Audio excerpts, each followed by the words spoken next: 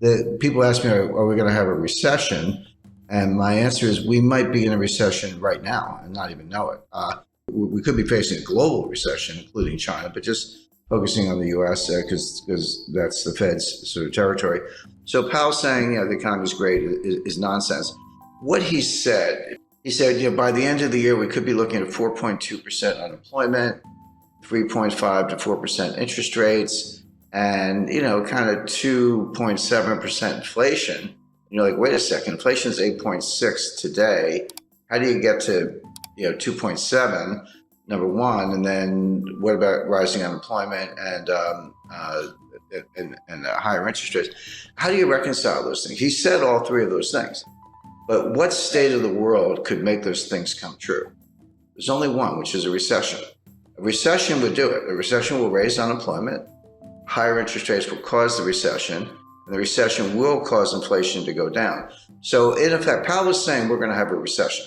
Inflation, prices go up, so we understand that. Or maybe put differently, the value of your money goes down. You don't get as much for your money, same thing.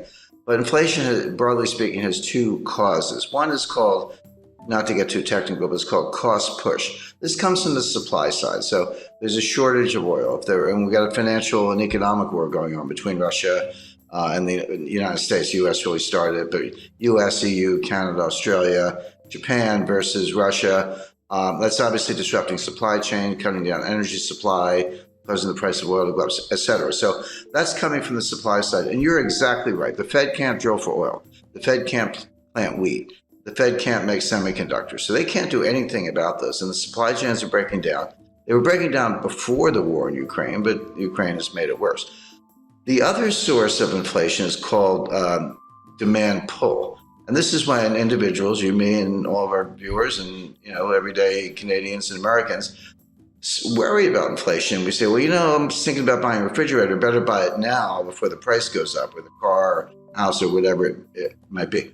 They're different, but they affect each other. When the cost push inflation from the supply side has enough effect, there's a tipping point or critical threshold in psychology. We say, maybe it is out of control. I better go buy some stuff. Then the velocity of money goes up, and then you get inflation. So the Fed can't do anything about cost push. They can't do anything about the price of oil, and you're right about that. But they're looking at the demand side, saying, hey, if this supply thing goes on long enough, eventually the psychology will change, and we'll get demand pull and behavioral, and that is really hard to change. So what they're trying to do, they know they can't change the supply side, but they're trying to squash the demand side before it gets out of control. Now, the question, of course, is can they do it?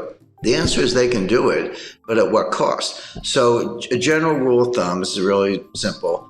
You have to forget about nominal interest rates. Nominal interest rates are the rates you see on your screen, you hear about in the headlines and all that. Real interest rates are nominal interest rates minus inflation. Take the inflation out and see what's left. Well, right now, real interest rates are about 2%, actually 1.75% under the Fed policy rate. Inflation's 8.6%. So, just round numbers, 1.5 minus 8.5, that makes the inflation rate -7. That's nowhere near. It's got to be +2. Real rates have to be +2 to squash inflation. Right now, they're -7. So that implies that the Fed has to raise interest rates to 10.5% to get to +2 real interest rates. That's never going to happen. They're never going to get there. They will destroy the economy long before they get there. So the Fed has no hope of squashing inflation from the demand side, as you described, by raising rates, unless inflation comes down for other reasons. So what they're going to do, they're going to keep raising rates, 2, 2.5, 3, 3.5, 4, hope that inflation comes down from 8 to maybe 3, although I think that's a stretch. You could get into positive real rate territory, but they're really far away from it. So I think, by the way, I described what they're trying to do. I should make it clear they're going to fail. The only way inflation comes down, the way we're talking about, is if they trash the economy. A severe recession. If that happens, you say, well, do people still need to put gas in their cars? Well, you're right, but not if they're unemployed, because they're not going to work. There's a lot here that's just for show. It sounds good on TV, but there's a lot less here than meets the eye. But the point is, this is not over anytime soon. And even if it were, when you break supply chains, you can't just put them back together. It's like breaking a vase. in 1,000 pieces, and you got to go buy a new vase. It's going to take years to undo this damage. So I spoke to the individual who was probably the single individual most responsible for building the modern supply chain. It was 30 years from 1989 to 2019. It was head of one of the largest companies in the world, and this is what they did, among other things. And he said, Jim, you have to understand, it took us 30 years to build it. It took us 3 years to blow it up. It's not going to come back in a year. This is going to take 5, 10, 15 years to build a new one. So it's what I call supply chain 2.0. Well, buying a refrigerator is a good idea. Buying a freezer might be a better idea. We're looking for food shortages by the fall. Now, when I say food shortages, in Africa and Middle East, this will mean mass starvation. You may see the greatest humanitarian crisis in history because they literally can't get the food. Everyone's like, well, gee, you can't get Ukrainian wheat. What's the big deal? Buy it from somewhere else. There is nowhere else. Canada and the United States grow an enormous amount of wheat, but we use most of it internally, and we feed, because it's not for humans, by the way, we feed our animals. This is how you feed cows, pigs. This is how you get beef and pork. This is an example of the supply chain, how it filters all the way through. So you would expect higher prices to persist. You would expect food shortages. Buying a freezer is not a bad idea. The future supply chain is going to be, it goes by different names. Janet Yellen calls it friendshoring. Macron calls it constellation. I call it a college of nations, but basically we'll have supply chains and trade, but it'll be sort of members only.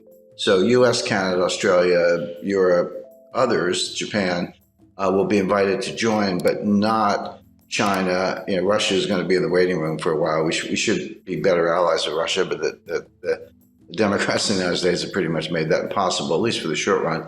And then there'll be other countries that are kind of neutral in that scheme, Brazil, India, and others. But the point is, you'll still have trade and you'll have supply chains, but it'll be kind of friendly countries, members only, and exclude China. So that decoupling is going to go ahead. The Chinese seem to be not only fine with it, but they're actually leading the way.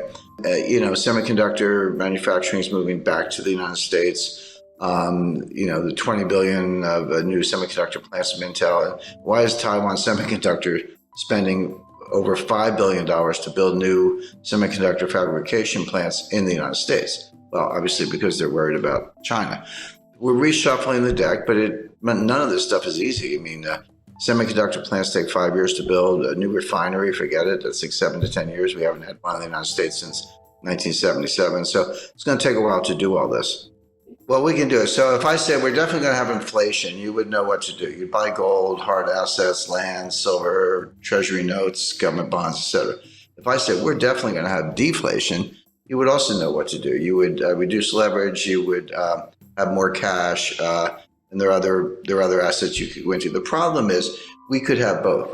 There's no question we have inflation right now. It's front and center. But if the Fed squashes it and causes a recession or worse, you could flip to deflation very quickly. So this is going to sound like an obvious statement. What you want is diversification. Sounds obvious, but most people don't know what diversification is. I see people, I've got 50 stocks in 10 different sectors. I'm highly diversified. I'm like, no, you're not. You have one asset class called stocks. Real diversification, have a slice of stocks, gold, real estate, cash. Agriculture is a good investment. Energy, forget the Green New Scam. That's a joke. Oil and natural gas are going to be around for a long time.